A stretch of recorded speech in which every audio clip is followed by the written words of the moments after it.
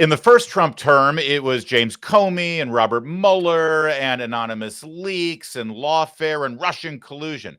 Seems like the second Trump term is all about federal judges. They're the resistance. And what's that all about? Well, how about we talk to an expert on that and a whole lot of other things plaguing our culture? He's Josh Hammer, and he's our special guest today. My name's Larry O'Connor. You can call me Larry. Not only is Josh Hammer the host of the Josh Hammer Show, which I don't know how they found Josh Hammer to host that show, but well done, whoever's producing that.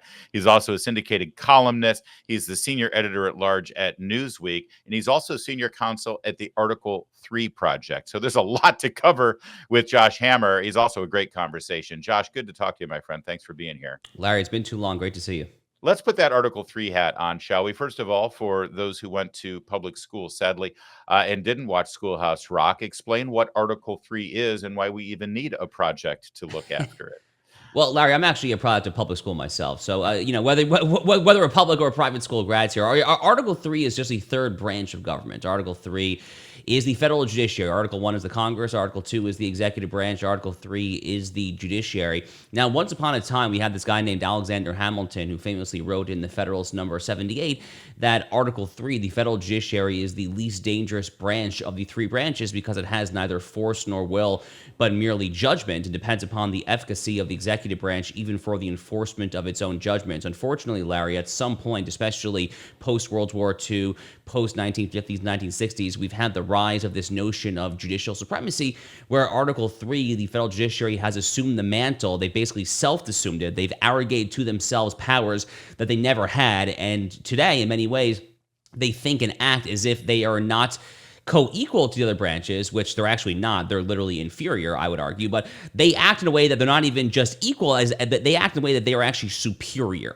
So that is the need for this whole project, the Article 3 project, is basically to try to have some voices on the right to try to tell judges, you know what, settle down a little bit. You guys basically should know your place. It's kind of the old analogy, Larry, that Laura Ingraham said so many years ago, shut up and dribble. I guess I would kind of summarize the Article 3 project approach as basically being shut up and judge. By the way, I think it was Shut Up and Sing when she first came up with it with the Dixie Chicks, but it turned into LeBron and Shut Up and Dribble. It's incredible to me that the left really loves the Puerto Rican hip hop singing Alexander Hamilton, but the actual Alexander Hamilton, they've got major issues with. So you just delved into something that I think we can explore a little bit. Because it's sort of resonating in the headlines today. And that this whole idea of either judicial supremacy, where they get a veto on legislation or executive actions, or this notion of co-equal branches of government, where if all three are co-equal and nobody can cancel each other out, how do you get anything done? And then your premise here, which is actually the judiciary is sort of inferior to the legislature, which I like the best because they're the one branch that doesn't directly answer to the people. So they should have some subservience. Yeah, Larry, I clerked on the Fifth Circuit 7 years ago. My former boss, Judge James C. Ho, Trump nominee in the first term, my personal pick for next SCOTUS justice. He would be truly phenomenal. So Judge Ho actually had a concurrence literally just last week, actually, in the Fifth Circuit, touching on this exact topic. And he actually says pretty much verbatim what I just said, which is that this common refrain that the judiciary is a co-equal branch, it's literally just not true. I mean, to once again kind of pull out this Hamilton notion, which is literally true today, the judges cannot even enforce their own orders. All they have is the persuasive power of their own pens. If we want to get to the nuts and bolts of this, the way that a federal judicial decision is actually enforced comes from the U.S. Marshals. But think about it, Larry. Where do the U.S. Marshals get their paycheck? Does John Roberts sign off their paycheck? No, the paycheck comes from DOJ, in this case from Pam Bondi. The U.S. Marshals sit in Article 2 there. So they quite literally are the least dangerous branch there. And it's just totally nonsensical, this notion that when a 5-4 majority of the Supreme Court issues a ruling as it pertains to the litigants before it, that this becomes the binding law of the land affecting all people. Larry, the number one people in American history who best understood this notion and objected to it, and this notion being what I call judicial supremacy, the number one opponent of this in American history was a guy by the name of Abraham Lincoln. Abraham Lincoln, after the Dred Scott case of 1857, the single worst case in SCOTUS history. They said that black people could never be citizens there. In his debates the following year with Stephen Douglas, he famously said that if I get to the U.S. Senate and if I, let's see what happens from there, I am not going to enforce this judgment as pertains to anyone other than Mr. Scott himself. And sure enough, Lincoln doubles down in his March 1861 first inaugural address, and he willfully defies that order as president when he issues passports to blacks in the Western Territories, does things like that, in direct defiance of Dred Scott. So this notion that judges don't just issue a judgment as pertains to the people literally sitting there in the courtroom, but they kind of just, this random judge in Hawaii can set the national law of the land. It's a fundamental distortion of our separation of powers at the most basic, fundamental 35,000-foot altitude level view level. When Abe did that, did the Jake Tapper of the era furrow his brow and warn everyone that we have a constitutional crisis? Lincoln had his detractors. I think that would be an understatement. In many respects, Lincoln still has his detractors today. Yeah. Some people call him a tyrant. You have all the usual suspects there, but the test of time clearly showed that Abraham Lincoln was correct, and he had, I think, a very sound conception of judicial power. I would argue. He used his executive powers for eventual good ends, so that everything you just laid out there, how does it square with Marbury versus Madison? And again, I've got a public education too, so maybe I'm not completely confident on what that was supposed to do, but I thought that did set, it's not in the founding documents, but Marbury Madison sort of set the precedent and jurisprudence there for the Supreme Court, at the very least, to have some level of final say. So, Larry, fortunately for you, you've brought on the right guy to nerd out about legal topics when it comes to things like Marbury versus Madison. So I've written on this extensively. So Marbury versus Madison comes out in 1803. This is the great opinion from Chief Justice John Marshall. And there's this very famous line. It's probably the most quoted line from Marbury versus Madison, where Chief Justice Marshall famously says that it is emphatically the province of the judiciary to declare what the law is. But most people, Larry, forget the sentence that comes just after. It's actually a second sentence. I don't have it memorized verbatim, but paraphrasing very closely, it basically says, "And they shall apply the law in the case before it." And that's the important point there, is that, yes, they declare what the law is, but as it applies to the actual case or controversy, to use the language of Article 3 of the Constitution, meaning the actual parties, the litigants, the actual law, the fact pattern there. You hear the facts, and then you apply the law as it pertains to a case or controversy there. That is a very long stretch from modern judicial supremacy, which comes from a 1958 case, a kind of pretty obscure case called Cooper versus Aaron, where the court, for the very first time in American history in 1958, said that we are the final arbiter of what the law is in this country there. Now, the context of Cooper versus Aaron is interesting because it comes 4 years after Brown versus Board of Education. It's in the context of what the lawyers call Brown 2, the follow-up case, and the broader desegregation fights. That was the context that Cooper versus Aaron made this claim there. So for that reason, because of the very, very sensitive political valence surrounding it there, a lot of people are afraid to criticize it, but I'm not afraid to criticize it because it's wrong. It is just wrong that the Supreme Court is the sole final arbiter of law throughout this country. That was not the way it worked until 1958, and God willing, at some point we'll have a civil awakening in this country, and we will realize that is not the government that our founders bequeathed us, and it is frankly incumbent upon us to take it back there. But Marbury versus Madison stands for judicial review. It stands for the proposition that judges can apply the law to a case, but it does not stand for the proposition that judges can bind everyone outside of the actual walls of their courtroom across the country. Well, and of course, that was a Supreme Court decision. Now you've got the circuit court judges thinking that they can bind the entire nation and handcuff the presidency, which brings this sort of hypothetical academic conversation to today's headlines. We have this small handful of federal judges who are just basically standing in the way of the progress that the executive actions that President Trump is trying to take. And this goes to fundamental executive powers like deporting illegal aliens, criminals, people who are determined to be enemies of the country under the Alien Enemies Act.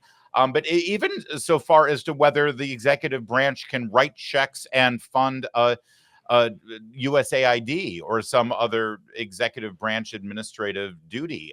Where does this lead us? Where does it end?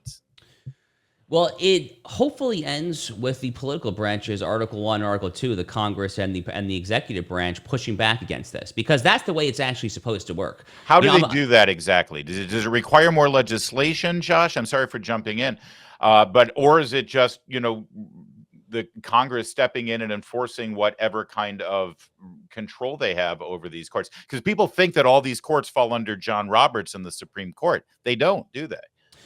No, look. Article 3 of the Constitution again says that, that there shall be one Supreme Court and however many inferior courts as shall Congress from time to time establish, which is Congress establishes. correct. Yeah. So I mean that's some legalese there. What it means is that literally every federal court, every federal judgeship outside of the marble palace where the nine robed oracles sit, is essentially a creature of Congress's creation, and it logically follows that that which has been created by Congress can be destroyed by Congress. But there's all sorts of remedies that Congress can do if they want to get creative here, short of actually abolishing judgeships and abolishing courts, which again, they absolutely can do that if they want to there. Congress, just to take one example that I'm particularly keen on, Congress has full ability to actually legislate what remedies a federal court can give in a case or not. If Congress wanted to legislatively abolish this notion of so-called nationwide injunctions tomorrow, if they want to tell federal courts tomorrow that you are not allowed to bind anyone outside of your courtroom, outside the named parties to a case, they can totally do that. And Congress, throughout our history, has at times done that when they've actually had their act together there. Short of defining remedies there, you can engage in jurisdiction stripping legislation. Congress has the ability to basically strip federal judges of the ability to preside over certain cases, which would have the effect of then kicking those cases from federal court to state courts, where we likely have a little more direct, lowercase r Republican oversight over the judges in the various states, especially those that have judicial elections and things like that there. So Congress can do that. There's also judicial impeachment, which is probably not going to happen if I'm just being sober here. As a basic matter of arithmetic, you would need a 2/3 majority to convict such an impeached judge in the Senate there, where that's probably not going to happen given realities. But it nonetheless would send a very important message, I think, for Mike Johnson, for Jim Jordan, the House Judiciary Committee, to get those articles of impeachment solidified there. There have been a couple of moves in that direction. Congressman Brandon Gill, the freshman of Texas, has suggested that for certain judges there. I believe for Judge Boasberg in D.C., if memory serves there. I would like to see that happen, Larry, if nothing else, as a civic exercise. But the proper remedy in general, to kind of get back to this James Madison, Federalist 51 notion, ambition shall be made to counteract ambition, that's kind of checks and balances 101. It really ought to come from the Congress, with the executive branch then playing a supporting role. Does Roberts have any role here, though? Can Roberts sort of Yes. speak out or issue? What can he do? John Roberts 1000% has a role here. So SCOTUS, there's multiple dockets at the United States Supreme Court. There was the docket that most people are familiar with, which is called the merits docket. That's the whole process where you actually file a petition for a writ of certiorari to have your case heard, and then the judges deliberate. They grant the petition there, if you're so lucky, and then you have oral argument, and people talk about the oral argument, and then a few months later you have a written opinion. That's called the merits docket. But there's also something called the emergency docket. Some legal nerds call it the rocket docket or the shadow docket. All these things essentially refer to the same thing there, which are not necessarily kind of the formal process of a cert petition and so forth there. That is often these emergency appeals where you have a ruling against a government, and then the DOJ is going to emergency appeal to kind of stay the lower court's injunction, things like that there. The Supreme Court has a ton of discretion to wade in here and to essentially swat down these lower court injunctions that are out of line there. They have done a very, very, very poor job of doing that thus far, which I think says more about John Roberts than anything else. Larry, I actually wrote a column maybe about a month ago or so, month and a half ago. Townhall actually runs my syndicated column, so you can read it actually right there at Townhall.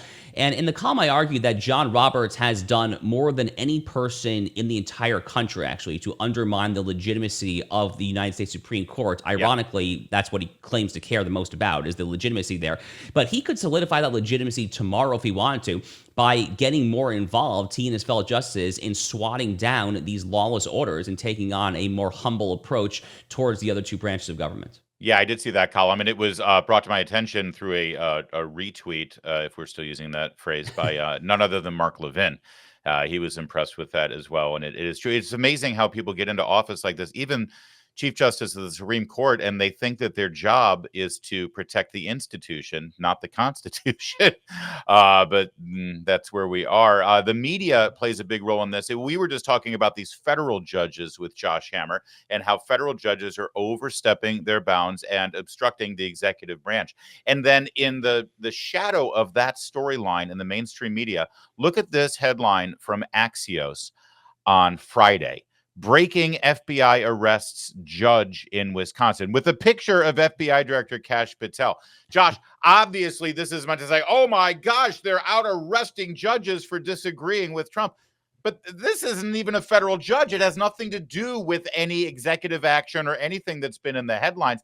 Axios knows that. They made it look like there's some sort of, fascist act going on here. But we know now what that Wisconsin judge did to earn her arrest.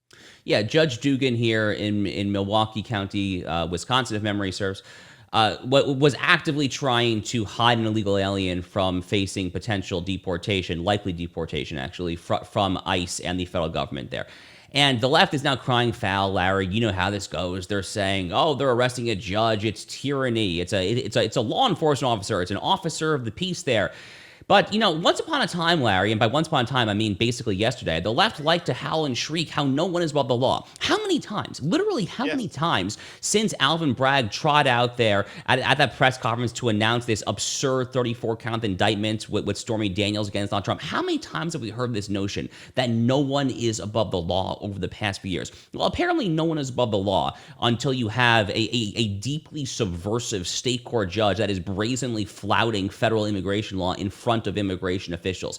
The best way to show how utterly asinine this talking point is, as pertains to this particular judge, Judge Dugan, is to illustrate with a hypothetical. Let's say hypothetically that this judge or a different judge walked into the local tavern down in your street and shot someone point blank dead because that person was sleeping with your wife. Okay? I mean, would we really say that judge in that case cannot be prosecuted for homicide because, is the judge above the law or not? The question answers itself there. The relevant question is, have you violated the law and what the law is? In this case, it is federal law.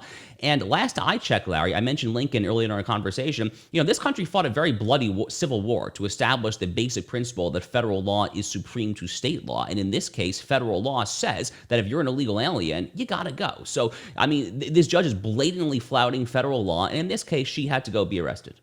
Well, and she found out that the federal agents were outside her courtroom. She went and talked to them, sent them down to talk to another judge, and then literally ushered this guy out a back door specifically to evade arrest. By the way, he was in her courtroom because he was accused of some horrific domestic violence, while the victims who were testifying against him were in the courtroom, and they're seeing a judge aid and abet this guy and give him protection. It's like, you're right. She's an officer of the court. This is exactly the behavior that should earn her handcuffs. It's nuts. It's the kind of stuff that you kind of just, you don't know whether to laugh or cry, right? Yeah. Looking at a situation like this there. This is a state court in Wisconsin. This is not a sub-Saharan African tin pot dictatorship, and literally just trying to clandestinely hide an illegal alien from facing justice. It's just insane stuff there. But it goes to show you the extent of the anti-Trump resistance. You opened the show by talking about Bob Mueller and Russiagate from the first term there. Right. Look, this anti-Trump resistance is multifaceted. The judicial component is part of it there, the media component there, the academia. There's so many moving parts here there. But in this particular case, it was a state judge. And, at this point, the state judge is facing justice. And I say thank God for that. Well, and I opened this segment of our conversation, Josh Hammer, showing what the media is doing here and how the media, either through their sheer ignorance or their blatant lying, probably both, they're actually making this, they're stoking these fires into an inferno, making people who are maybe just casually watching the news as they go by because they're actually, living a normal life, say, oh my gosh, why would Trump be arresting a judge for no reason? Here's another example. Here's ABC News. This is the case of Mahmoud Khalil. Take a look at this one. ICE did not have a warrant when agents detained Mahmoud Khalil, court filing show. Well, if he was deemed an illegal immigrant who had overstayed his visa and a deportation order was put out for him, you don't need a criminal warrant. There are no criminal warrants in that case, are there, Josh? No, this headline is literally, factually, and legally incorrect. There is no there is no such thing as an arrest warrant to effectuate a removal proceeding for immigration. This is a blatant conflation from some bozo idiot who doesn't know Mary from Maggie or John from Joe. I mean just doesn't know basic differences here. Right. I mean, if you want to arrest someone for homicide or rape or a white collar financial crime, yeah, you go to a judge, you get a warrant there.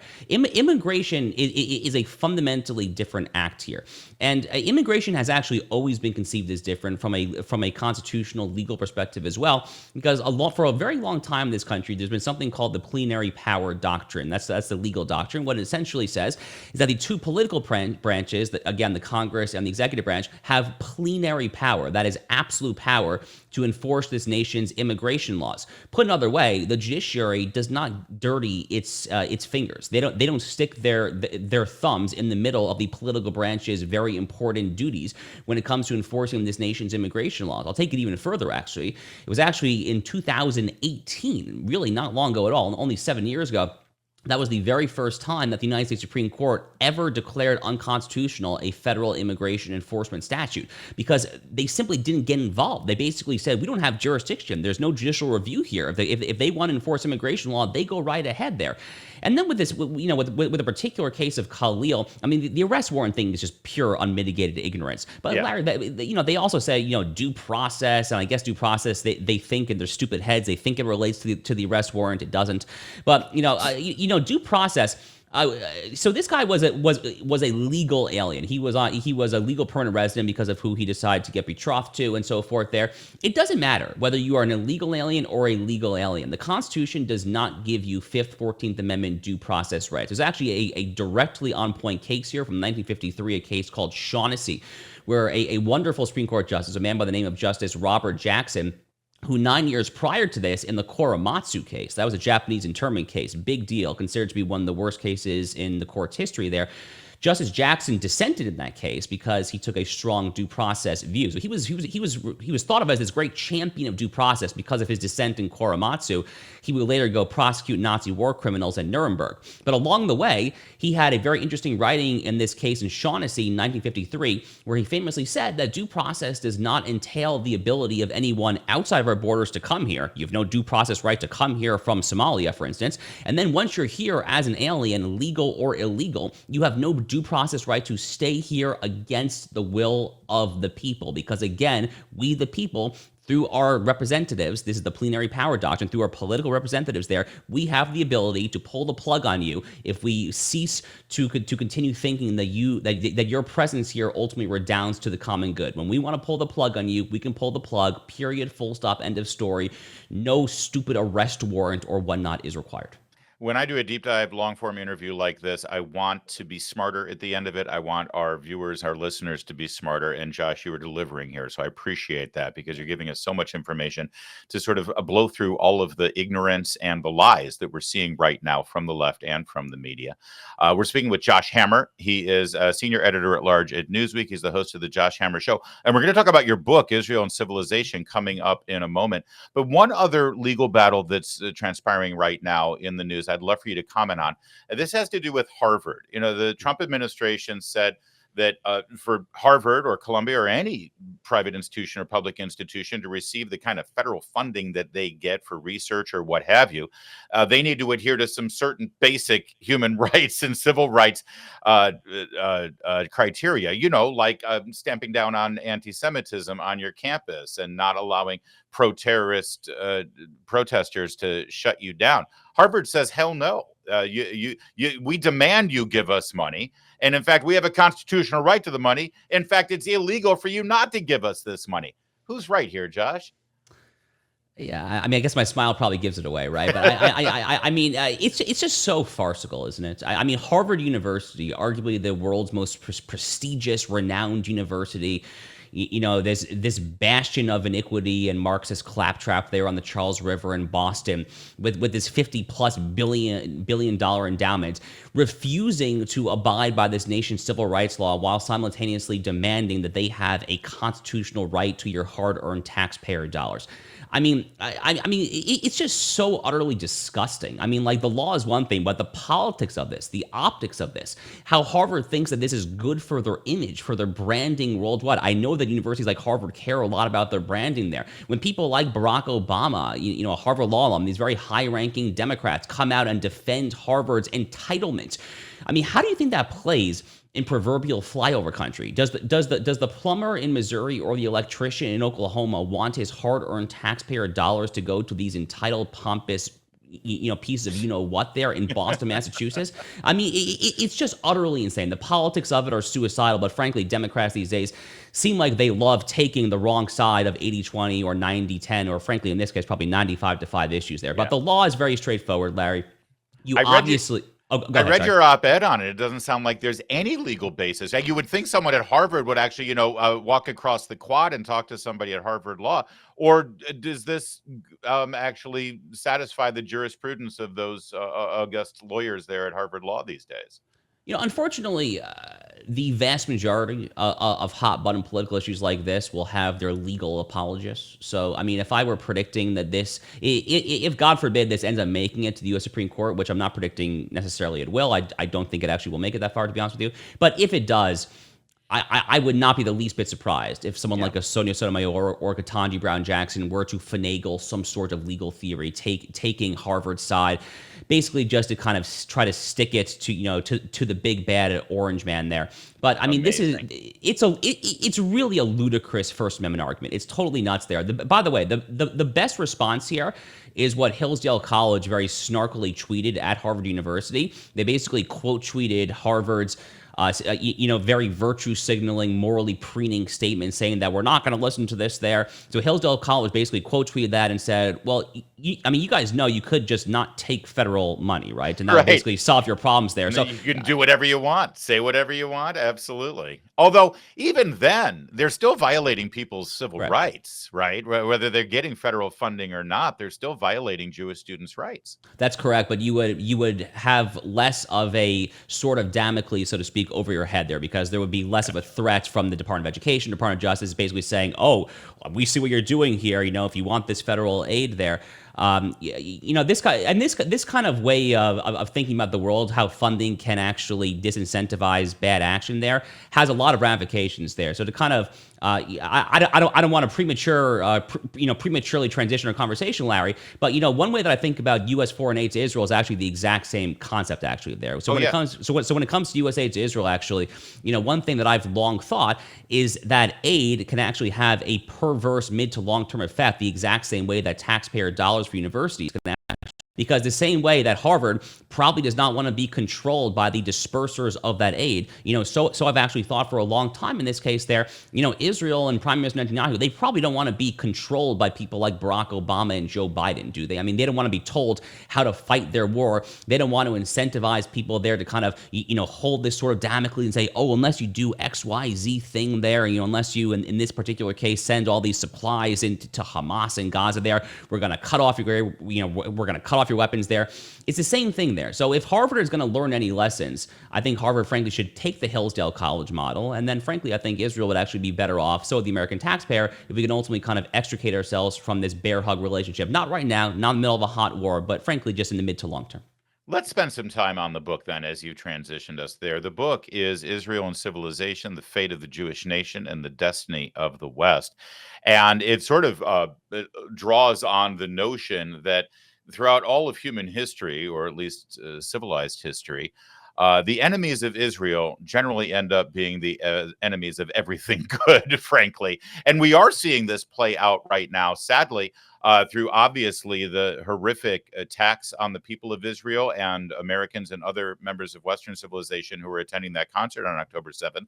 But even more disturbingly, we're seeing it play out in the intelligentsia of the United States higher education campuses, but also in our newsrooms. We're seeing it play out in the streets of London. Yep. Josh Hammer. Dwell on this, please, and what it says about where we are right now in the West. Sure. So the book is called Israel and Civilization, and the key thing to realize about this title is that the word Israel is something of a double entendre, where it does refer to the state of Israel for sure, but it also refers to the children of Israel, the nation of Israel, i.e., the Jewish people. And the fundamental thing, Larry, that I was doing here with this book, I was not necessarily responding to the horrific October 7th pogrom itself, but I was responding to the world's reaction to the pogrom, where the world had a moment here where it could have looked at this medieval 7th century Islamist death cult and one of America's most formidable allies, and they could have taken a very clear stance that we're going to side with civilization over barbarism. And the fact that the world was so morally and strategically confused over what to do, that's really why I wrote this book. And fundamentally, Larry, what the book argues is that what we today call Western civilization is in many ways coextensive, coterminous with the Bible, with the world's two great biblical religions, Judaism and Christianity. And I actually argue that the birthplace of Western civilization, based on what I just said there, goes back much further than ancient Greece or ancient Rome. It actually really begins with God's revelation to Moses and the Israelites standing there at Mount Sinai. And I spend a lot of time in this book talking about how the Hebrew Bible in many ways really influences not just our rule of law, our constitution, although it does do that, but also just our day-to-day ethical norms, the way we think about who we are as people, our legal system, and so forth there. So just to give a couple of examples there as to what I mean there. So earlier in the conversation, we kind of had this whole back and forth about how the left has been saying how no one is above the law there. I agree with that there, but does the left actually realize where that principle comes from? It's literally from the book of Deuteronomy. In fact, John Fortescue, a late 14th century, early 15th century conservative English common lawyer, he famously wrote it in his common law treatise that the King of England is not above the law because, and his citation was the book of Deuteronomy there. When it comes to this notion of the separation of powers, the founders were looking extensively to the teachings of the Bible there. Benjamin Franklin, Thomas Jefferson actually wanted the national seal of the United States to be Moses parting the Red Sea. I mean, look at the Liberty Bell in Philadelphia, this shining beacon, this paean of liberty and human flourishing there.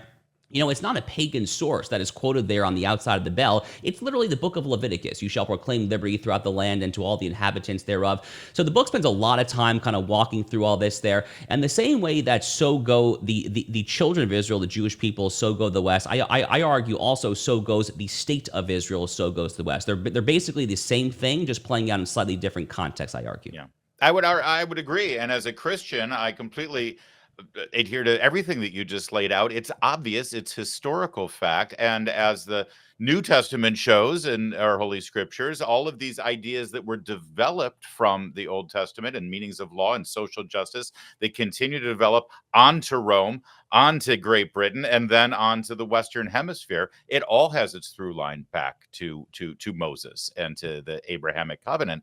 And so I guess the question is, what happened? Was it the Enlightenment? Is that what happened, where we were just too smart for our own good and it was intelligentsia that decided to rethink all of these things and put us into this great state that we're in now? Well, I am sympathetic to some of the critique of the Enlightenment. I mean, I work, I'm a research fellow at the Edmund Burke Foundation, which is chaired by my good friend Yoram Hazony, who's been a very outspoken critic of Enlightenment liberalism for a long time there. But I don't spend a lot of time in the book talking about the Enlightenment because I think it's kind of just old hat, frankly, at this point there. Okay. I mean, there's a lot of ways, frankly, in which this country and this civilization more generally really went off the rails there, and Enlightenment liberalism definitely has its share of the blame there. A lot of imports from Europe certainly have their share of the blame there. The rise of the Frankfurt School and the cultural Marxists on canvases in the 1960s. Go on. But Europe and Germany, they were all influenced by the same laws and the same scriptural understanding from Deuteronomy to Paul and all of the other. So I guess that's where did wokeism, liberalism that sort of tried to I mean, classic liberalism, as we're always told, actually has its roots in biblical truths as well. But what we know as liberalism now, maybe neoliberalism or what have you, is incredibly secular. And in fact, beyond secular, anti-faith, anti-religious, anti-scriptural. And there's a weird harmony there between them and the jihadists. That's why we see, gays for Palestine and that sort of thing without any irony.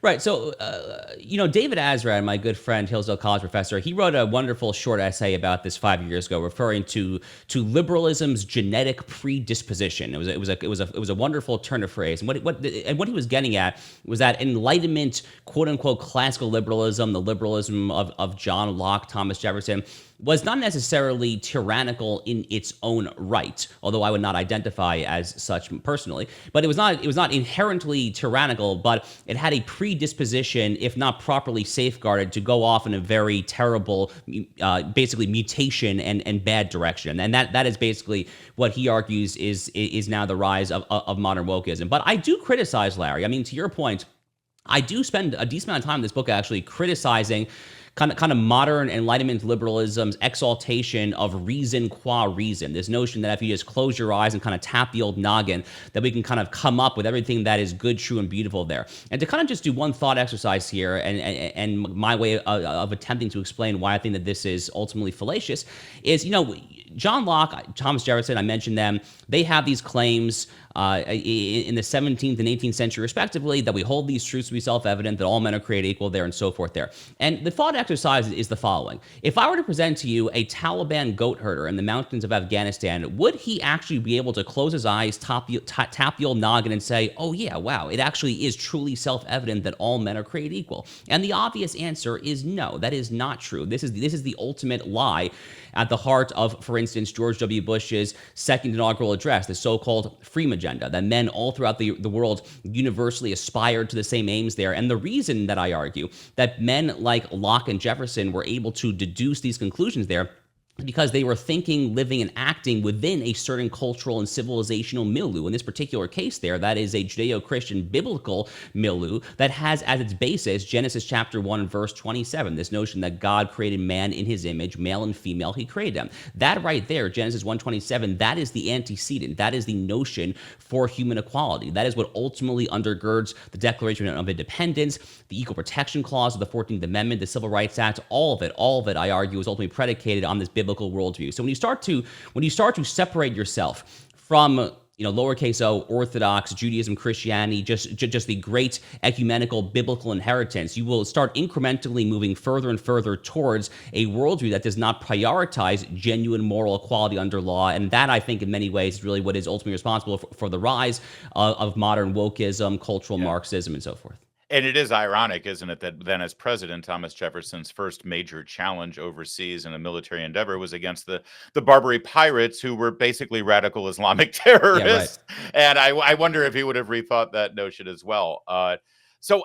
Given that, I mean, we're both political conservatives in the United States of America. We both align with the political movement that is known as conservatives or Republicans here.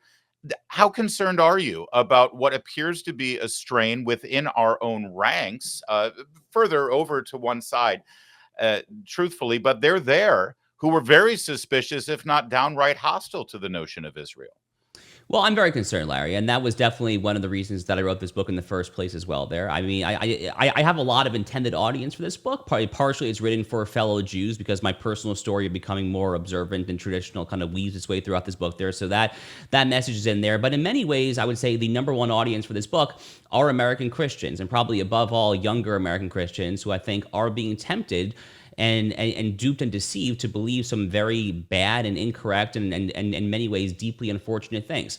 So part of this is coming from kind of what I refer to as a neo-paganism. This is kind of this is kind of where Bronze Age pervert, the online Tsunamis account, that's where he comes in. People like that, they're basically just trying to kind of throw out the entire biblical inheritance and kind of get us back to a lot of old neo-pagan claims there. Then you have kind of closely related to that the rise of almost kind of like a pro-philo-Islamic sentiment. That's where the Tate brothers come in, Andrew and Tristan Tate, who allegedly convert to Islam, although they're not particularly persuasive converts based on the way that they act there. But I mean, the way that they talk, for instance, this notion of kind of spreading your seed, that's a manly thing to do. That is a directly anti-biblical claim there, wherever you want to source it, whether it's Islam, paganism, or somewhere else there. Yeah. And then, Larry, you do have the rise here, and this is potentially most pernicious. It's mostly an online phenomenon for now, but God willing, it'll stay that way. Of some people who say very, not just anti-Israel, but in many ways anti-Semitic things, and they do so through the through the ostensible prism of speaking in the name of Christ. And that to me is most troubling, because American Christianity, going back to our founding, has been profoundly philo-Semitic. I talk at great length about the philo-Semitism of the founders in this book. There, everyone from John Adams and Lincoln and Washington to Abraham Lincoln himself, who was a tremendous friend of the Jews there. So this to me is profoundly concerning there. But I mean, look, we don't have to overthink this. There's no reason to overthink this. You mentioned the New Testament, the Old Testament there. Based on the number of pages, if you look at the Christian Bible, I mean, correct me if I'm wrong. I think it's literally like 75 to 80% of the Christian Bible is the Old Testament, which for us is just our whole Bible, the Hebrew Bible there. We obviously have so much more in common than we have opposed. And there are some people out there that are saying, oh, the Christians' true allies are the Muslims, not the Jews there. I mean, where is this coming from? Like, literally, yeah. I mean, have y'all heard about this thing called the Crusades? I mean, like, where is this coming from out there? So, I mean, I mean, sometimes I just want to pinch myself. I mean, like, is this really happening there? But, hopefully, Larry, the book will hopefully bring some of these people back to the point of sanity, I hope. Yeah, I do too. And maybe you and I will just fix it all. We'll take care of it. You handle the old, all right. Real fast, Josh, I do want to circle back quickly though. But I'm excited to get the book. I have not gotten it yet, but I plan on reading it on my next vacation. It's Israel and Civilization, the Fate of the Jewish Nation and the Destiny of the West. Back to that syndicated column real fast that you wrote about the Harvard lawsuit and everything. I don't know if you saw this. I hate to be the one to bring it to your attention, but got some criticism from one of the writers at the LA Times. Here, take a look at this. It says, another Sunday, another screed of legalistic fantasy mumbo jumbo from Josh Hammer. None of it based on law or in reality. The LA Times would actually publish this stuff is insulting to all who can read above a third grade level. That's Christopher Knight. He's a Pulitzer Prize and Rabkin Lifetime Achievement winner and the LA Times art critic. Josh, do you care to respond to such a blistering attack on your column? Not particularly, to be honest with you. I mean, look, I mean, tremendous kudos to the LA Times. The LA Times started running my syndicated column, so this is actually the same column that runs at Townhall, Newsweek, but anywhere the fact that this guy, he doesn't want it published. He does not want this opinion published on their pages, and he's an art critic. Yeah, God forbid, right? I mean, look, this guy is an art critic, right? So to kind of take our conversation, Larry, full circle, there's shut up and sing, there's shut up and dribble, there's shut up and judge. In this case, there's shut up and stare at Michelangelo or Da Vinci or whatever is occupying your time these days, I guess. There it is. All right, Josh Hammer. Great stuff, as always. Love the podcast and very excited to read the book. And thank you. Thanks for doing a deep dive with us, making us smarter at the end of the conversation. And we'll continue to watch your columns, especially when we put it at Townhall. Thanks, Josh. My pleasure, Larry. Thank you so much. All right, that was good. Hope you enjoyed it. Hope you can share plenty of this content with the crazy liberals on your Facebook page or in the cubicle next to you at work. Keep the faith. We've got the truth on our side and the Constitution on our side. We just got to go through a process, but we'll win. We'll continue to win. My name's Larry O'Connor. You can call me Larry.